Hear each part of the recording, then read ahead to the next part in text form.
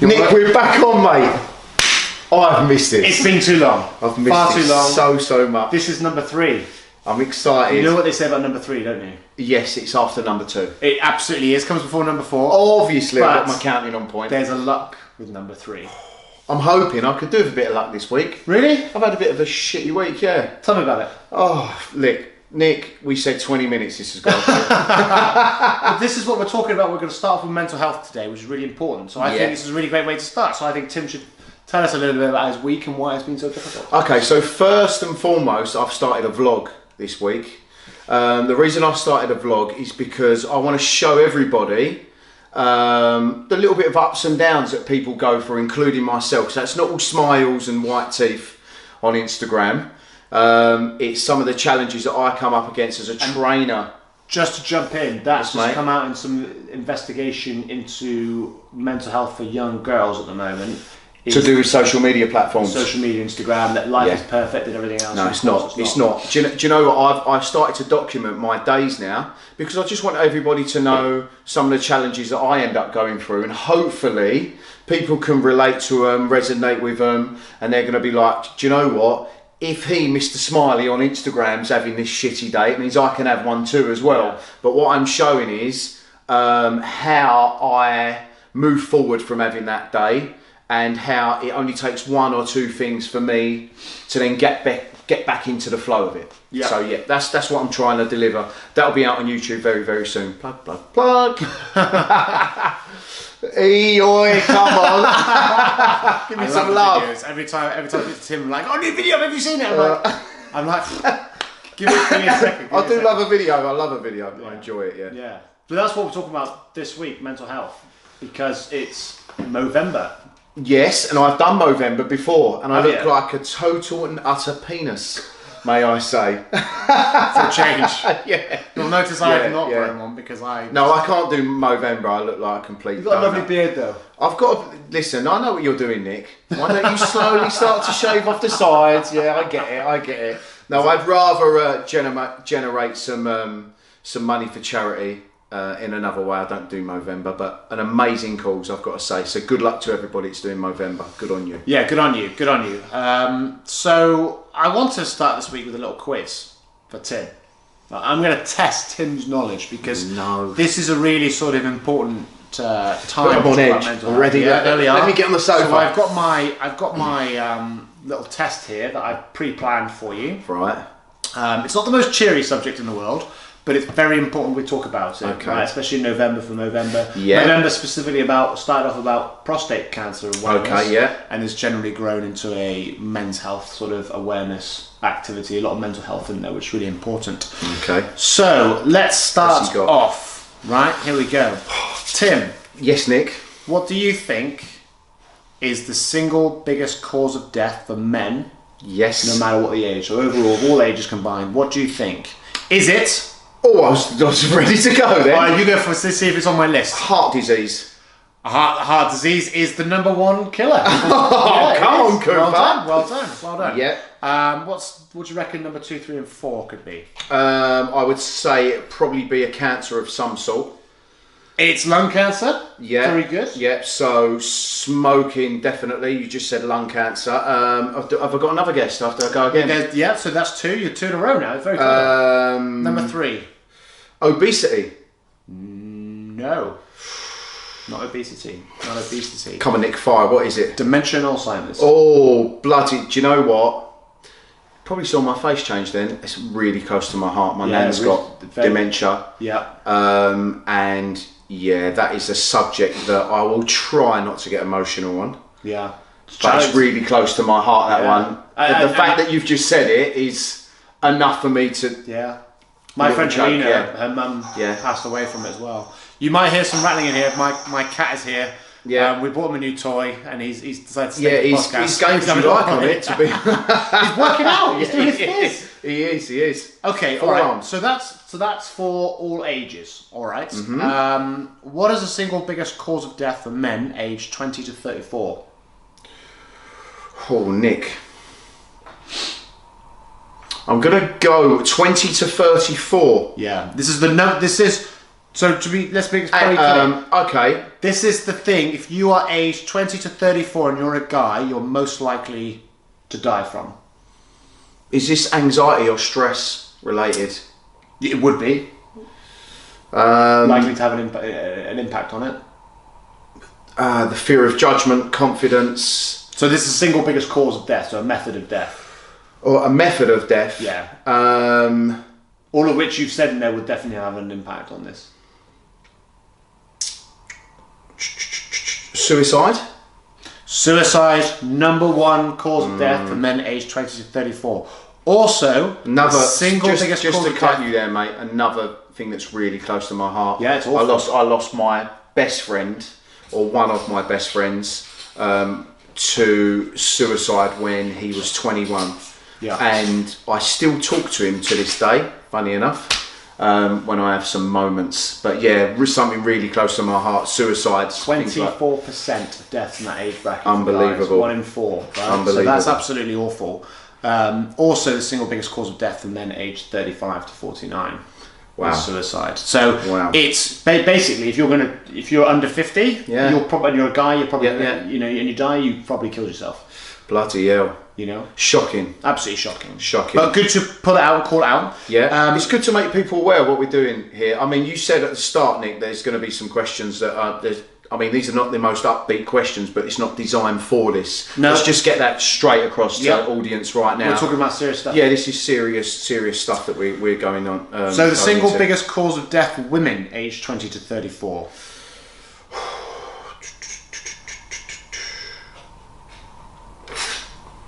It's not suicide again, is it? It's suicide again. No, I didn't know this, actually. I learned this yesterday when I was researching this, because I didn't think suicide was such a big issue for young women as it was for young men. But it is, if you are aged 20 to 34, suicide is the #1. And then the other top 3, and I can't remember which order they are in, I think the second is transport accidents, then breast cancer, then accidental poisoning. Wow. So that I think that goes to show if you're a young person, or a relatively young person, I think if you're 50, also relatively young, then suicide is the worst thing. And for women of all ages, #1 is dementia and Alzheimer's. Yeah. So those are the sorts of things. But if you look down the list, we see heart disease on there a lot. We see transport accidents. Don't get me started again. Yeah. On that. Especially with guys. Yeah, I drive every day and see some crazy manoeuvres from people. I just don't get it. People have not, as my mum would say, people don't give their asses a chance. Just saying. Give your ass a chance, will you, mate? That's what she'll say. Basically, in short term, slow down. You're not going to get anywhere considerably faster if you're going to be driving down a bus lane at 45 mile an hour. So I mean, I'm going to call out what the big ones are, generally, right? And I want you to tell me which one. I'm going to say it, and I want you to say if it's avoidable or not. Through a health, a lifestyle choice or a health choice, right? For the most case, I know some bits aren't. Yeah. Right. So suicide, is that avoidable? Yes. Right. Okay. Heart disease. Yes. Liver disease. Yes. Accidental poisoning is an accident. There is some details about accidental poisoning. We'll go into that one. Murder. Now that's #4. If you're aged 20 to 34, being murdered. Yes and no. Yeah, it's difficult, that one. Transport accidents. Yes and no. Lung cancer. Yes. Emphysema. Yes. Heart disease. Cerebrovascular diseases. Okay, they're all yeses. Unless they're hereditary, by the way, unless they've been passed down through genes. So I think for the most part, what we're saying here is people mostly die from things that they could avoid through different lifestyle choices. Yeah. Which leads me on to the second bit, right? And a report came out today. Love this little file document you've got. I've got this good. It's good. Very I love jobsworthy, it. which I like. Yeah, I like to put it out. Yeah. So have you ever heard of the Organisation for Economic Cooperation and Development, the OECD? No, OCD. Did you OECD. I was going to say I'm very different to the OCD. In fact, I'm a little bit OCD, and when someone says that to me, I'm like, actually, I'm not OCD. I'm CDO, which is OCD in alphabetical order. Just saying. Can't even have a serious conversation with this boy. I've got to lighten this up a little bit. Yeah, you do. So, in the OECD report today, it says the United Kingdom is the fat man of Europe. Okay. Doesn't surprise me right and now. has said a certain percentage of British adults are overweight, right? That's true. Okay. Very true. Yes. Now, what percentage of British males, is it men? Yeah, all adults, men and women, what percentage do you think are overweight? It's got to be in the 60s. 64? 63%. Cooper. I bet you read about this before. When I'm on fire, I'm on fire. That's all I'm saying. 63%, Yeah, right? it does. So What you've got to remember, Nick, is I see this every day. And as horrible as this is, these are potential people that I can help and come into or inquire about me as a trainer. So I see it every single day. Yeah. And this is what I say to people. People pass in and out and through the gym, like yourself, for an hour, 2 hours. But what people don't get is the amount of challenges that a trainer comes up against with things like this. So yeah, that is why I wasn't far off, I don't think, based on a bit of experience, I suppose. Day to day, people coming in and they always say to me, the main thing, Tim, I want to lose weight loss. Now, of that, so 63% is overweight, right? But what percentage do you think are obese? Now, obese is a different story to overweight. Overweight is, I'm a bit too fat, right? And I can lose it. And it's actually, you're not into clinical danger territory, right? It's going to have your health impacts, but it's, but obese. Now, this is dangerously unhealthy. That's ridiculous. 1 in 4 people are obese. That is not good. So really, you're looking at 33% of British adults have a healthy weight. Now, I know there'll be some people around BMI and everything else. BMI, not a great statistic. But as a general consensus, I get it. I get it. Yeah. So we are looking at quite. That's unbelievable. I mean, right. So this is extraordinarily dangerous. So when we look at these two things, we've looked at mental health and the statistics there, suicide, and that's a real issue for young men and young women. And we're seeing a lot of people are overweight and obese. Now, when you combine those two things together, then you add in all the weight of Instagram, pressure. I mean, can you imagine, right? Are you leading on to suicide here?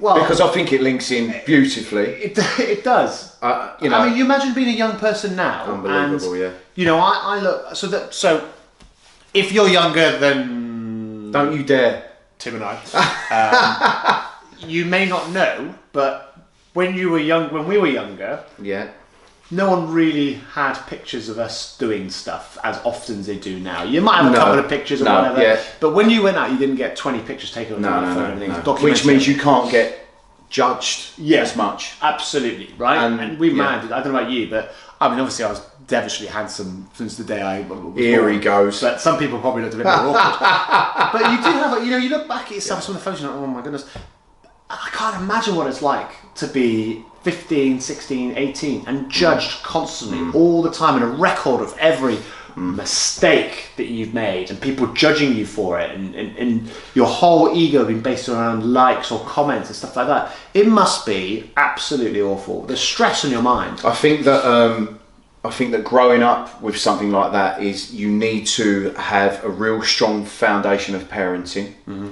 and that parenting needs to have really strong values in order for you to come out of what's going on social media wise and being judged and all the rest of it. Just because there's judgment on social media, just because you're constantly doing Instagram, these social media platforms, Snapchat, Facebook, etc., does not mean you have to lose the values of where you've come from and how you've been brought up. And I think that is largely to do with parenting. And I think that as much pressure there is with social media, it can be managed depending on what tabs are put on you as a child. Because at the end of the day, you're still a child, right?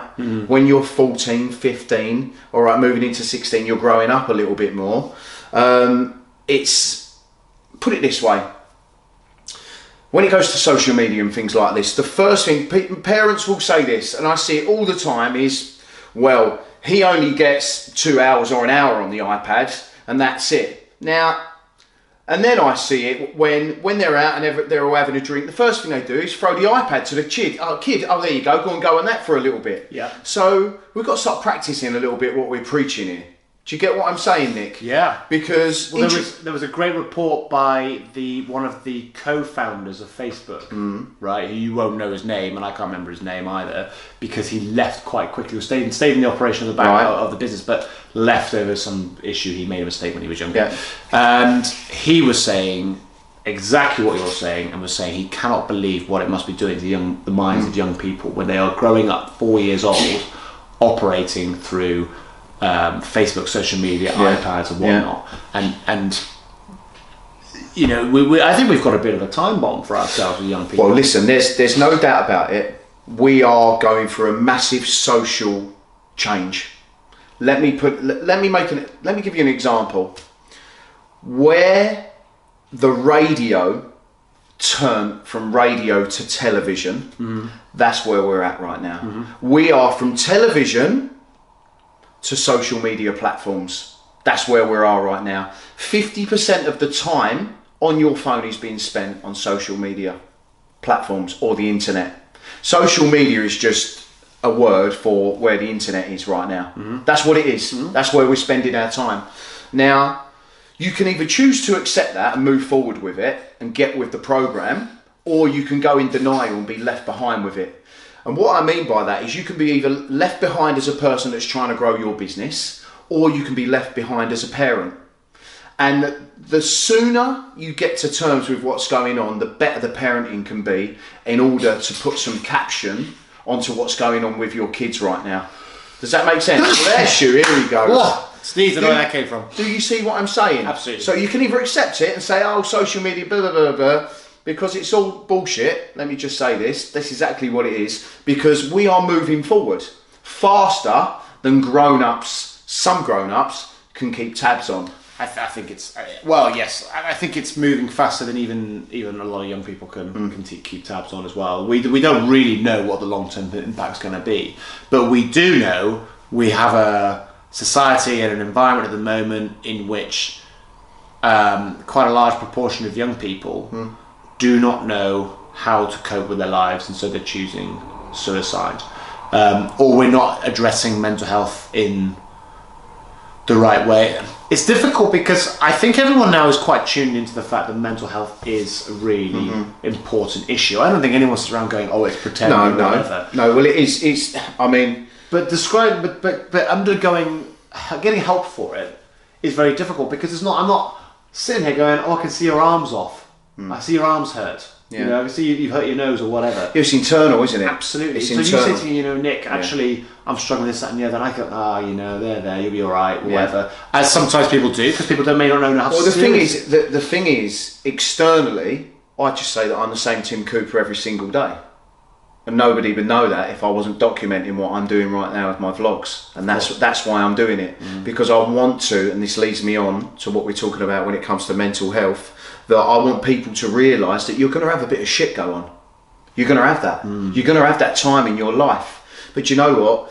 It's all about choices. It's all about habits, decisions that you're making. So when I'm having a moment, I can either decide to carry on that moment and continue to have that bad time and let that then breed negativity and move forward. Or what I can do is I can make sure that I've got a good plan in place where I can just jump straight back on my journey, my vision, and I'm back to where I want to be. And that is why, like I say, I'm documenting stuff so I can help people that are maybe going through some mental struggles to say, bloody hell, is this what you do, is it? Or is this what he does? Do you think then physical fitness is a key element to having mental fitness and vice versa? Well, can you have one without the other? In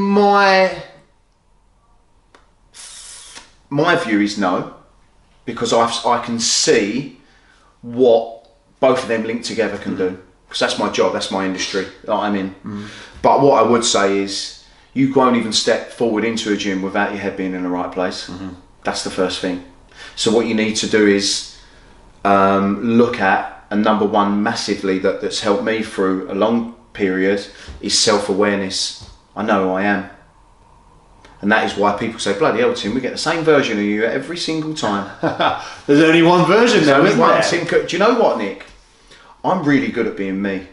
Really good at being me. I've never met a better Tim Cooper. And you won't. Because, do you know what? I focus on me a lot. But why be someone else? Well, you say that because let's go back to what we was talking about with Instagram, Facebook and all the rest of it, because it's judgmental. You are judging yourself based upon, and this is why, again, and I keep plugging my vlog and all the rest of it, but this is why I'm doing the vlog. Because I want people to realise that it's not all flowers and tulips. Both same thing, I just made that up. But what I mean is, it's not all flowery all the time. There's definitely no flowers or tulips because he didn't bring me either. No, not this week. But this is why I'm doing this. Because what I want to do is I want to make people realise that these people on Instagram are photoshopping the life out of a lot of their stuff. We've been down this route before, but what I mean is, look, that's fine. But what's going on is the kids that are growing up, the 14, the 15, the ones that are vulnerable to things like suicide and things like that and being judged, they're looking up to these people. Yeah, that's what they're doing. Yeah, well, they want to be them, don't they? Yeah, of course, because what they're doing is these people they're saying, I am a figure. I am somebody to look up to because I do X, Y, and Z. And these young kids are like, yeah, I want to be like this, I want to be like that. But what these other people on social media platforms aren't showing is the rawness and the realness of what's going on every single day in their lives. And what I want to do is, I want to leave a legacy, I've told you about this before, where people say, do you know what, he's so real, you can tune into him, just touch me, baby. Just to confirm he is real. You can tune into him, you can watch his stuff, and you know you're going to get a real mixture of what his life's about. And what I'm trying to do is say to people that it's not all rosy. This is really, really important to it, because most of the people, fitness people you follow on Instagram, that most people follow, are on it. Nick, let me tell you this categorically. The influencers, the people that go and do different types of bodybuilding shows, fitness modelling, they're all on it. Or if they, in fact, do you know what? I'm not saying they're all on it. They've either done it, or they're not on it now, or they're thinking of going back on it.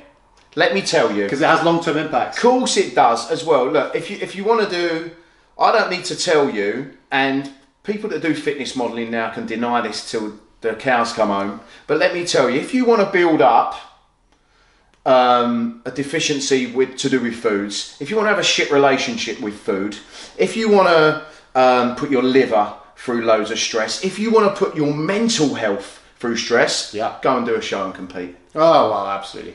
Absolutely. And I'm not saying don't go and do it. I'm saying each to their own, and if you want to put yourself through it, go and do it. I've put myself through some stuff in my own life, not to do with fitness modelling stuff, so who am I to say and who to judge? I'm not saying I'm not judging, I'm just saying that's what happens. I've been in the industry a long, long time. I've seen it, I know exactly what goes on. And do you know what? That's why they Olympians have psychologists to help them through it. Do you know what though, Nick? It's not just men.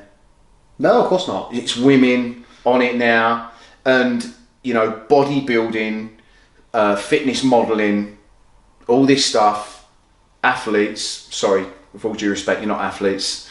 So athletes and all this stuff that they say that they are, which I don't believe in, and again, this is my view, my opinion. You can give me crap about this, but I'm not interested. It's the truth. I'm just talking for everybody. I'm talking from the heart. It's exactly. I see it. Because what I see all the time is I see the damages being done from it. Yeah. And I mean, even with trainers, I see it come down. I see the weights fluctuating, doing like this, doing like that. I'm like, Jesus Christ. And then they call it fitness modelling. There's no fitness involved at all. It's destroying. That's what things it does do. Things it does, and this is a point. We're going back to mental health to start, and obesity, because we always like to come back to exactly where we started when we get ready to finish. Yeah, is that this has a horrible impact on your mind. Yeah. That you know, and if people want to go and do it, fine. You know, it's really up to you. Yeah. But let's be honest about it. It's not good for your mind. It's not good for. It's not good for other people's minds. No, it's not good. You know, when I'm sat there and I'm going, well, hang on, I'm on the creatine.